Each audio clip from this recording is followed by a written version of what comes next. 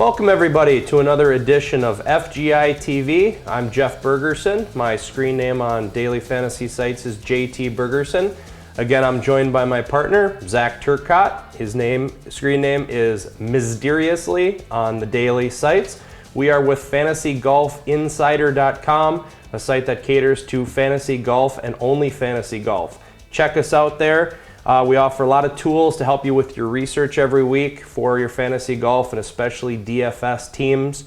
This week we wanted to start with a question from one of our new members, and we'll do this every week. If you want to email your questions and have us answer it on air, we'd be happy to. This one came from Michael Cutshaw, and Michael asks, how do I incorporate the odds versus daily pricing tool on your website? I see a lot of guys who have good values, but really don't stand out as a guy I necessarily want.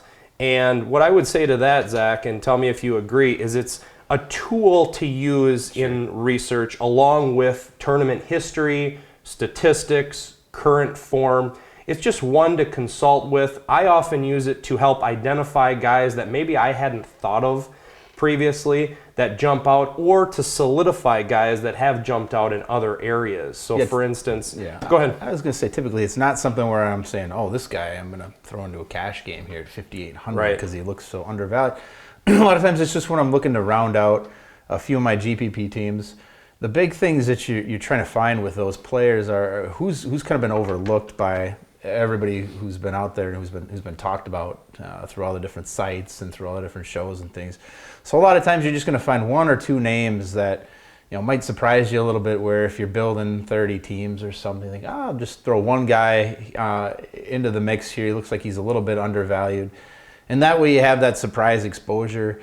Because you never know. Looking at just this last week, you never know who can pop out. Last week, the highest differential on the tool itself was Adam Hadwin. Sure. And he was the number 100th highest priced guy on DraftKings at 6,000. Turns out he took T51, so he far outproduced his price, and that kind of just solidified. We looked at current form, which was good, and made me feel good about the pick. So it'll help you do that, but it's not necessarily something that you build a roster strictly off of. So yeah. I mean, you're not going to use those guys as like your core players. There's going to be a few of them that stand out that are obvious. I mean, every week DraftKings tends to miss on two or three guys, and then surprise, they show up on the odds. The price differential as being a fairly good value as well. So that's never a real shock, but it does kind of confirm for you when you see those guys and they look like they're a pretty juicy price, and then you look at what the Vegas odds are and you think, okay, yeah, my instincts were correct on this guy. So it does look like he's actually a pretty good value. Sports books aren't always right, but they're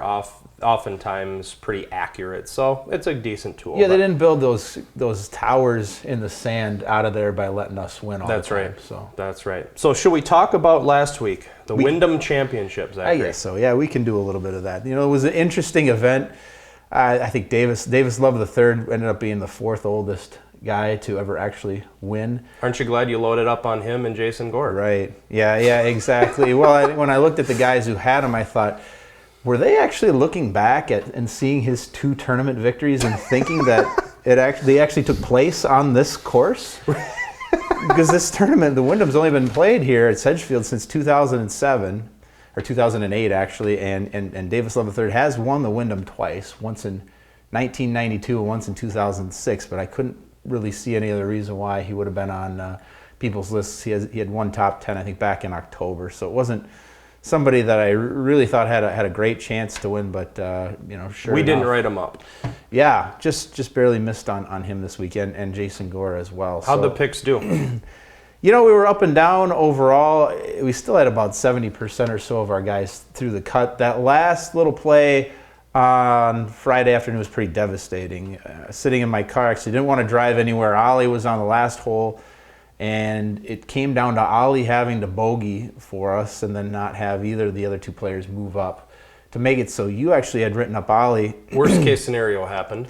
Yeah, and so within a minute, you actually could hear like a mini roar on Twitter going out, yeah, and then immediately come right back down when Roberto Castro knocked in a birdie on 18. He had two really nice shots there. I think it was only about a 15-inch putt there to hit the birdie. So That knocked out a few of our guys. Instantly, I lost 4 guys out of my recommendations on that shot. Yeah, and that hurt a little bit there. You lost Ali, and then of course we lost Matsuyama, and then our favorite Russell Knox.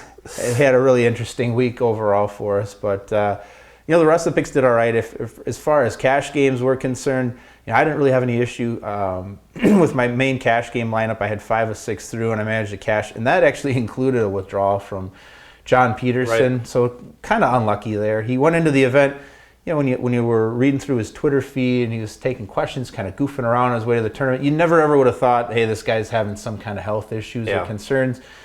He actually started out fine. He had 1 birdie through 9 holes, so he was 1 under, and then all of a sudden his hip just kind of broke down on him. He had to withdraw from the event. And it turns out it's something, I guess it's been kind of an ongoing issue, he says now, so he's getting some treatment to play this week. But you know, it was nearly crippling for some cash game lineups, but we hung in there on cash. Most of the people that I talked to in cash, you know, did reasonably well with if you stuck in there with. That was the consensus that I got too, is solid cash games. No one did much on GPPs that I heard of, but we're gonna have random weeks like that where the unexplainable happens and we don't cash big in GPP. Yeah, and you just have 1 or 2 kind of unfortunate shots. I mean, having Hideki Matsuyama miss the cut after shooting -5 the first day, it was, I think, a bit of a shock for anybody. So, you know, overall, it was, you know, there was some good and bad. It could have been really good had one last circumstance kind of broke our way, but it didn't. But fortunately, that's why we practice really good strategy and bankroll management along the way, and we're not blowing our entire amount every week, getting silly on GPPs. So, you know, that's kind of what we had for the week. But now we're getting to the exciting part of the year, I guess, beyond what the majors are, and we're here to the playoffs. Of course, with golf, it doesn't really quite feel the same as with some other sports, but it's here. So we've got the FedEx playoffs. We've got some great fields coming up. What do you got for us on the course? So this week, the Barclays goes to Plainfield Country Club. It's a shorter course. It's 7,030 yards. It's a par 70. The stats that we're going to look at this week, we look back at the stats. Now, the tournament hasn't been played here since 2011. It rotates courses every year for the Barclays. In 2011, it was actually cut short after 3 rounds because of a hurricane. And Dustin Johnson, ironically, was leading after 3 rounds. Perfect for him. Perfect scenario. He didn't have to close out the deal, so he was awarded the championship after 3 rounds. But so we look back to 2011 statistics to see what was relevant and what indicated success. And surprisingly, greens and regulation, driving accuracy were not a common thread between the players who played well. The driving distance is important because there's some long holes. But it's not the end-all, be-all. It's just going to give you an edge. Dustin Johnson, obviously, driving distance, he was second in 2011, and he won. So we're going to look at total driving. We're going to look at par 4 scoring. We're going to look at proximity to the hole. We're going to look at, for DFS, birdies are better, obviously. And obviously strokes gained, tee to green, and strokes gained putting. It's a place where good putters can excel. Yeah, and you're going to need to be kind of reasonable in that mid-iron range. You know, looking at the holes, the breakdown's a little bit different. You've got nothing real consistent in terms of distance on the par 3s or on the par 4s. You've got some really short par 3s and some on a little bit on the longer side.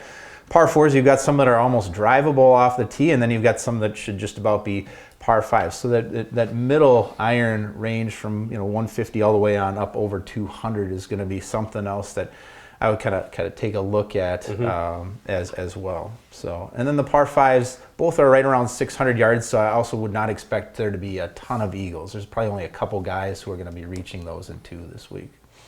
So before we get to our players, should we do our shots of the week, Zachary? Yeah, we might as well. We got a lot of good feedback on our shot of the week last week for John Daly, so we thought we would do something a little bit similar, maybe just as comical.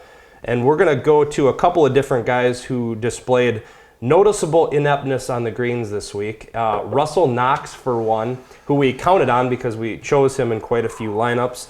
And in the first round, I don't think I've ever seen this before. Almost historically bad. Minus 4.937 in strokes lost putting, Russell. Come on.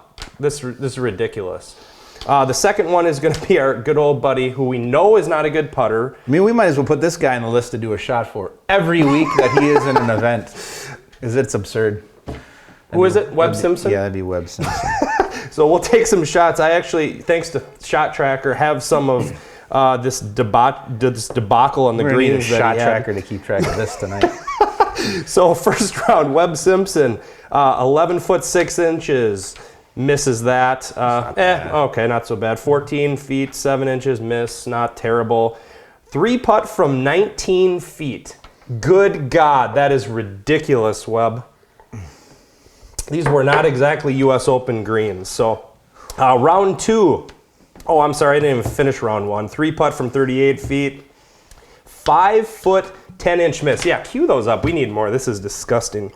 Second round, 7 foot 6 inch miss, 6 foot 5 inch miss. I can't even keep up. Third round. At this point, I'm on my couch in like in the fetal position because I can't watch this guy when they cut to him on the greens. 4 foot 8 inch miss. My God, 4 foot here. Cheers. That was a large shot. Final round, 8 foot 1 inch miss and 5 foot 10 inch miss. I think my favorite part of the whole weekend, though, was laughing as I sent you a text. And Russell Knox hitting the 18th hole. We needed birdie pretty desperately to keep him alive, as he was one of our picks last week. And he knocks a decent approach shot to about 21 feet. And laughingly, I send you a text saying, all he's got to do is drain this 21-footer. Yep. And we're alive. 0 chance, 0% chance. And as soon as he knocked that birdie putt in, my next text message to you was, the cut line is 100% moving to -3 this week. No chance at all that it's going to stay to -2. So, yeah, I mean, heck, it'd almost be worth doing a shot for the one putt that he actually did drill for us. But so thank you, Russell Knox and Webb Simpson, for providing us that and getting us drunk as well. Yeah. That was some comedy. You, who I think might be the worst golfer on earth, could have made those putts, Zachary. What do you think? I think so.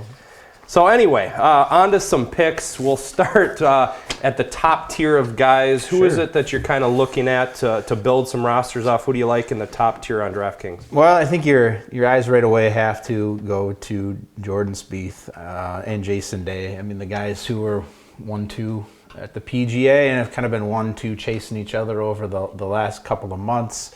The price structure overall this week, it's a little bit tougher than the PGA Championship, but not that much so. I mean, if you look at the top names, it's not easy to it's not quite as easy to stack those guys. You don't have as many guys at that $6,800 to $6,700 price point that we had a few weeks ago, where you just think, gosh, I can load up here on Henley and Finau and Streb and Koepka at $7,800 and then just unleash at the top with a couple of studs.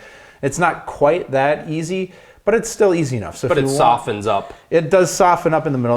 There's a few really key guys that are around there. So, for both those guys, I don't think this is going to be a terribly challenging course. I think this sets up pretty well for Spieth, a guy who's, not necessarily the biggest hitter off the tee. So the shorter course should be a little bit advantageous to him. But he's really talented with his iron play and with his approach work, obviously, his putting. So you can't go wrong if you do start your rosters there with Spieth. And the same with Day. Nobody's really played better than him over the last 5 events that he's been. I was a little shocked that Day was 1,100 less than Spieth. Right. To me, that gap is a little bit too wide. Yeah, you'd think after a dominant victory that Day had, where it was close. Obviously, they were together on the final pairing, but it was never really in doubt going through the 18, where Day was on the verge of giving away the lead at any point. So, yeah, I think Day might be probably a little bit better value. Might open up a few more options for you a little further down. Mm-hmm. I guess kind of getting beyond that, the next guy who's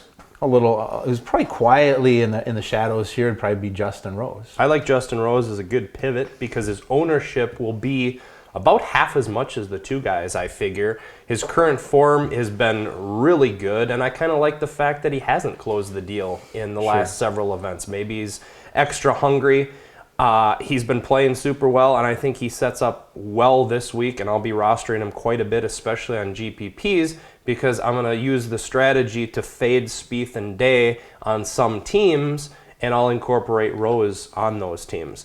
And Yeah. then you drop down a little bit, and of course, our guy, Brooks Koepka, still is under 10,000, which is nice. Yeah, he went down to 9,700, so you can still stack him with one of the better players that are out there in the field, which is great because, I mean, we've been on him week after week after week, and it kind of sounds like we're beating a dead horse here, but every week he's out there, he does even better the next time around. He's been over 100 points the last couple of weeks. I think his ownership this week gets bumped up even more. I think he's going to be 40% even in a lot of contests. I don't think so. I don't think so this week, just because I think the field is so much more stacked. Last week the field was so soft, especially around the top. There were a few solid names, but not nearly what there is this week. I think this week there will be a little bit more balance. I still see him in the mid-20s range, depending on which contest you're in. All right, we're betting.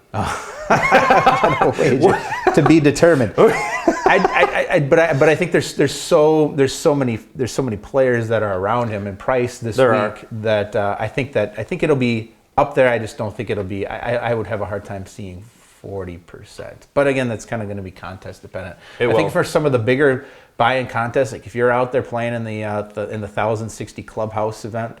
It very well could be. I mean, we saw over 40% this past week with him, and I would think there would be no reason that in some of those higher events you'd see in the mid-30s or even potentially up to 40. But he'll certainly be one of the higher known, and it's tough to be contrarian with him. This is not going to be as challenging of a course, and he putts the ball really well, so he's going to be hitting birdies, and he's one of the guys who hits it longer. So if there's a guy out there who's got a chance to make some eagles, it's probably Brooks. I know. So yeah, I won't be staying away from him. He's such a DraftKings monster. He accumulates points. He's one of the very few guys that I won't strategically fade just because he's so effective. He's so consistent, and he makes the cut. I mean, he's only missed 2 cuts this year.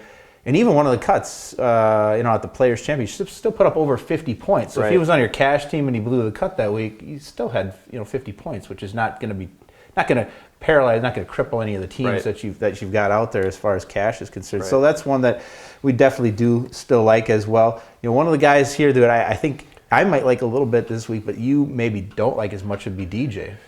Okay, well, tell me about DJ. What do you like so much about him? I think he'll be the forgotten guy. If you look at this field up here at the top, I see everybody being popular. Spieth's going to be popular. Day is going to be popular. Rose is going to be popular. Bubba, Ricky, Fowler, Koepka. Going down here to Kuchar. The only guys that I see in this top range that are not going to be all that highly owned, I would think would be Dustin Johnson. He's just got the reputation now of being a little bit of a choke artist.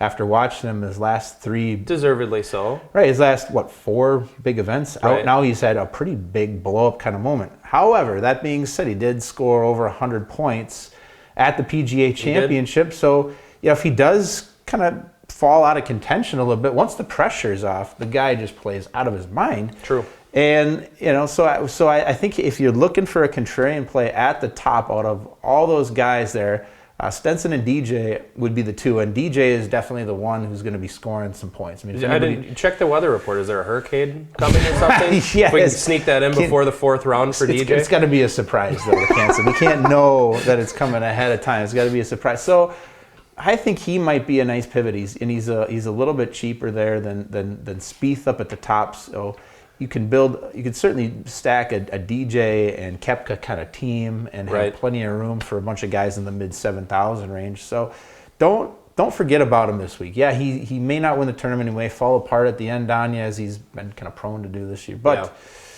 I still think he's got some value in terms of the fact that he can put up quite a few points in a hurry. So I like that next tier down. There's a lot of good players, and that's where the soft pricing really kicks in.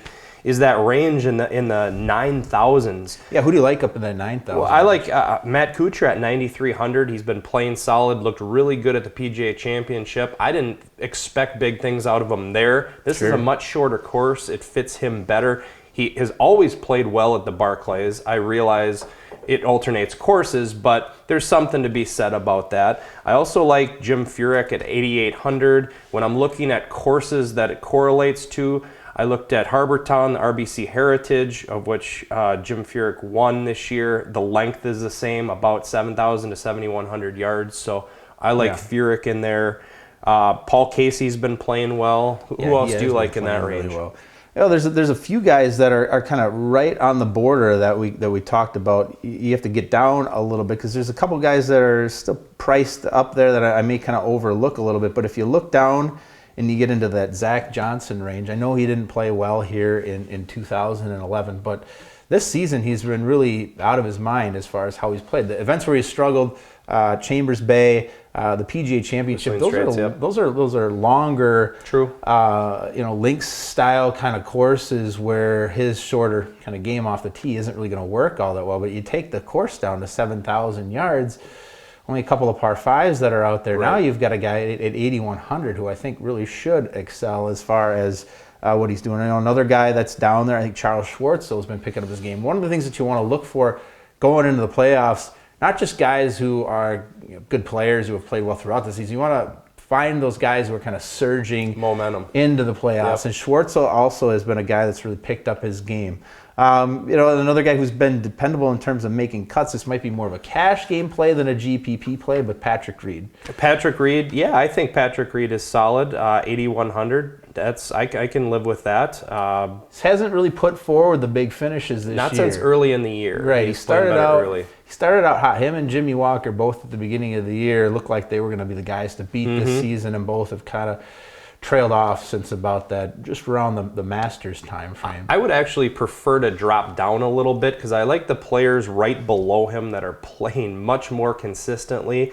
Sure. Robert Streb, David Lingmerth, Danny Lee, 3 in a row, boom, boom, boom. Danny Lee, the only couple of events that he's struggled in have been the long link-style courses. Everything else, he's absolutely eaten I think this is really tailor-made. This for is his a great game. course. If you look at his iron play from 50 to 75 yards all the way up to over 200 yards, he's really very solid. He's one of the best at almost every range. So I think his game sets up really well for the course. I mean, he had a nice start at the PGA Championship before struggling a little bit. I just think that the length got to him a little bit. He doesn't have quite enough muscle to take it the way he does with some of these other events. But this is going to be getting back to the style that he really has excelled at over the last We've been on him most months. Of those weeks. We were not on him for that, with that hesitation that, hey, we're a little bit scared because of Whistling Straits. Yeah, and he was like 42nd or something like that, which is fine. Yeah, it was fine. And then Robert Streb has been playing lights out. David Lingmerth has been playing well. He was actually on the Millionaire Maker team from the PGA Championship that was split between the two winners. So he's playing well. Who else do you like down in that range? Well, the first name that really jumps out when you start going down the list and seeing who looks like they're going to be a big bargain this week, I think the one that stood out to both of us when we got down to 7,300 was Tony Finau. Yeah, the guy's got just a ton of talent. He's been on fantastic streak. I think there was only one cut that he's missed in maybe his last 10, 12 events or somewhere around those things. And then when he makes cuts, he's really done very well. It's not like he's making cuts and he's a T50, T45. I mean, typically, if he makes cuts, he's in the top 25. He's another guy that's got good distance, so he may be able to get to those 2 par 5s and 2. The putting tends to be, there's a little bit to be desired as far as that is concerned, but he's going to put himself into position, and at 7,300 using a guy like that with the potential to score a ton of points. That's the thing. He's going to accumulate points. He's much like Brooks Koepka, Justin Thomas. He's 21st in par 4 scoring, 12th in birdie or better, 25th in scoring average. He's going to rack up the points in daily, which is what we're looking for. It just almost looks too cheap. Are you scared by that? A little bit. I mean, he will be heavily owned. He'll be heavily owned. I think he'll probably be 20% or more owned this week for his price, because what you see as you get down a little bit lower, there just aren't that many great options below 7,000. No. And typically when we've gotten towards the majors and some of the bigger events with the softer pricing, we'll see just a huge list of guys right at that 66 to 6,800 range, and you can kind of pick and choose along. There really are not as many big names that I like this week. I do have to give Roger Casey a shout out again. Crab legs, Roger. But Jason Bone came through really highly. What's your again. over-under on Jason Bone this week with Roger? I'm sure we'll talk about it. I'm sure we'll come up with another I don't think way. you're going to get T42 again, though, on him, are you? He doesn't like him. Really? He's explicitly stated that he dislikes Bone. He doesn't like him in these tougher fields. Everything. Okay. Roger and I had a pretty animated discussion going back and forth today about tournaments where the cut line is going to be well into the negative range. I think it was -4 last time. You know, most of the majors with the stacked fields, it tends to be around +1, somewhere even +1, +2. You know, that sort of range. And so for Roger's perspective, when the cut line tends to be very heavily in the minus range, he thinks there's less predictability overall in the field. Okay. My opinion on it is field strength over where the cut line was. I think with the strength of this particular field, it makes your plays more predictable. So that when I look here from top to bottom, like last week your low 7,000 play was Stuart Sink. This week your low 7,000 play is Tony Finau. Right. I think there's, you know, so I think there's a big bit of difference. It's a huge factor. But, you know, for Roger's perspective, he thinks that there's a little bit less predictability in terms of that. So he's going with more of a small core. I'll go with the same type of core that I had back for the PGA Championship. We should mention that the scoring is going to be really low this week. Guys are going to go low. Dustin Johnson was, what was he, minus something 19 or something like that in 2011. So we expect it to be, I don't know, 15 plus, I think, with 4 rounds, maybe close to 20. So we're looking for the scorers. So, yeah, Tony Finau, we were talking about Jason Bone. You have any other sleepers that stand out to you at all? I have an awesome sleeper. I'm not going to give it away on the webcast, but it's you're going to have to read the article, and maybe our members have looked at the tournament preview already. It's a guy that you wouldn't have guessed. You would avoid him like the plague. But check out the article this week on the tournament preview. It's the one at the bottom. You'll know who it is. And, yeah, other than that, anyone else down below? Maybe I like Chad Campbell this week. The guy's been a cut maker. Yeah. If you're going to roster Spieth and Day at the top, you're going to need some guys in the 6,000s. A guy who can consistently make the cut, and he's been doing that lately, and he's at 6,600. So I have him circled on here. As long as we're talking a hurricane shortening it, maybe Harris English would benefit from that as well. Ooh, yeah, maybe if they had one like halfway through Saturday, right? That's typically about the time frame when he shuts down. So because you could get him and Dustin Johnson on the roster, 3 rounds, boom. Yeah, I think you'd have a championship team. I mean, below that, there's not a lot. There's a few names that that I like a little bit. We were on Adam Hadwin last week. He's been playing really well. Form is really nice. I think this will be a nice course for him. He doesn't obviously have any experience, but I think he'll do well. And then a guy who played well last week, Ishikawa, down at 5,800. If you want to stretch to go down there, you're going to have to grab a guy like that. If you want to stack the top couple guys that are out there, those are both guys that you could probably take a look at and make a legitimate argument for. But other than that, kind of slim pickings there in the 6,000 range. So not a lot of things that I guess I would really look too closely at. All right, sounds good. So that pretty much does it for the players. Is there anything else that you want to add before we wrap up? No, I don't think so. I got a few more housekeeping things to say. Obviously, be sure to check us out, fantasygolfinsider.com. Subscribe to our YouTube channel. Check out our partners, Fantasy Aces. Click through the link on our website. We've had a ton of emails telling us thank you for recommending people go play on there. They're winning money in the cash game. So check out Fantasy Aces. I think that's all I got.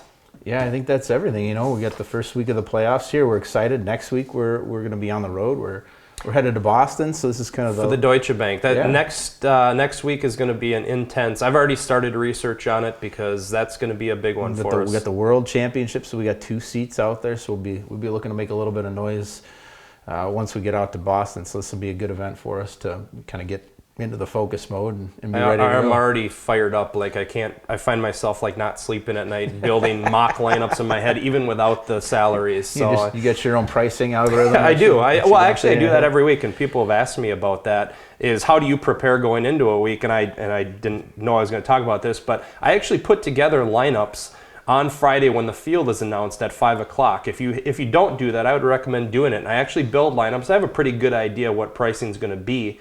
And from that, when the pricing comes out, I apply it, and usually I'm pretty close. But what that does is it doesn't. It's natural to stretch. If you have a few $100s extra, you always want to go and buy the next guy up, and that's not necessarily a great practice, because that doesn't mean the guy is going to perform any better. And I found myself doing that a lot. So now I'm building lineups early before the pricing comes out. So if there is a difference, and I think anything over maybe $1,000 extra in cap might be a little bit too much, but don't hesitate if you're $300, $400, $500 over and you like your lineup and everything fits. I would stick with that. So yeah, and that's getting back to that. I do the same thing with your bankroll. Pick the contests ahead of time that you're going to want to play, and have a plan. You know, I'm going to play this many GPPs. I'm going to play this many cash games. Here's how many lineups I'm going to be making when I go into each, and that way you don't hit that point on Wednesday night where you're just throwing in random lineups, and all of a sudden you wanted to play $100 out of your bankroll, now you're playing $250 or something like that. So you know, the more you can document, the more you can game plan. It's like anything else that you do. Just the more that you stay organized, the better you're going to be kind of going into events. So check out the page. We have a page on our website that says how to win plain daily fantasy, and there's a specific strategy, and you got to be disciplined about it and do it a certain way. You can't just throw your money around. And I'm here for all your questions, so if you email me, if you hit me up on Twitter. And then the other thing I want to remind folks of is every Wednesday night, typically it will be at 9 p.m. I'll be on Periscope. We had about 40 people or so last week, so it was great. I think we went over a ton of questions. It's sort of a rapid fire, so you may not get a completely in-depth answer because the questions are disappearing just about as quickly as I can read them. But I thought that was kind of a fun way for us to do things. So everybody, 9 o'clock Wednesday night, show up, grill away. And 9 o'clock Central Time? Yes, Central Time. Okay. So show up and grill away, and I'll do my best to answer as many questions as I can within about a 20 or 30 minute time frame. People are liking that. I got a lot of emails saying they like that. So we'll keep doing that. And that was my last thing on the list. So good luck this week, everybody. Build your lineup, stay disciplined with your bankroll management, stay profitable, and we'll see you next week. Enjoy the playoffs.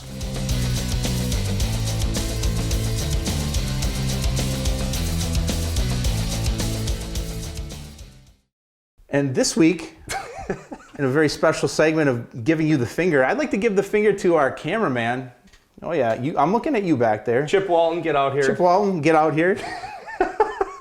Chip last week, as many of you so fortunately pointed out to us, was in charge of our graphics, and one of the early ones on key statistics for us to look at was greens and regulations last week. Greens and regulations. So Chip is not both important, right? Chip played his first round of golf this past Saturday. He said he shot a 71, and then he played the back nine. Right. So he's making progress. But yeah, Chip was completely responsible for that error, and yeah, we both thought that was a lot of fun when we saw that, and we really appreciate all the negative comments and feedback. Right. Thanks for pointing that out. We hadn't noticed. No idea that was in there until you told us what a bunch of idiots we were. So, Chip, this week, there you go. There's some remnants I'm giving you the finger. Look, he develops good webcasts, so we don't give a damn if he knows anything about golf. So I learned my lesson. Thanks, Chip. Yep. Give it up, guys. Come on, don't leave me hanging. Don't leave me hanging. Zach.